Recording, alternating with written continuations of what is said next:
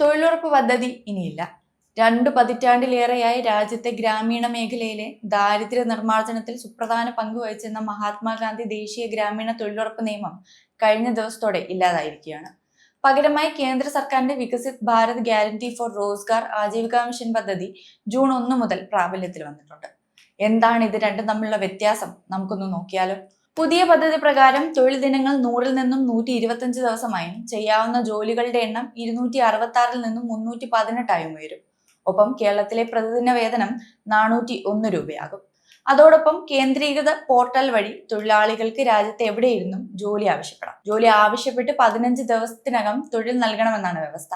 അത് നടന്നില്ലെങ്കിൽ സംസ്ഥാന സർക്കാർ തൊഴിലാളികൾക്ക് തൊഴിലില്ലായ്മ വേതനം നൽകേണ്ടി വരും.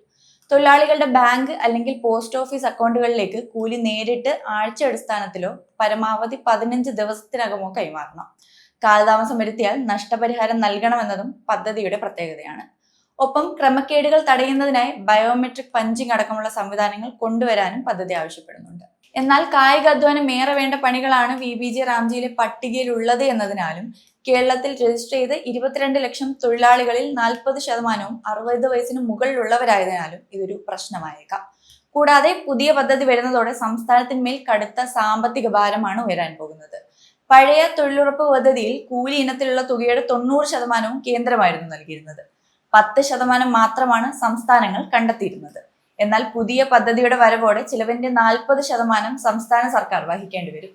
മുമ്പ് തൊഴിലുറപ്പിനായി സംസ്ഥാന സർക്കാർ മാറ്റിവെച്ചിരുന്നത് 280 കോടി രൂപയാണ്. പുതിയ പദ്ധതി വരുന്നതോടെ ഇത് 2000 കോടി രൂപയായി വരും. കേരളത്തിനെ പോലെ വലിയ സാമ്പത്തിക ബാധ്യത നേരിടുന്ന ഒരു സംസ്ഥാനത്തിന് പുതിയ പദ്ധതി വലിയ വെല്ലുവിളിയാണ് ഉണ്ടാക്കുന്നത്.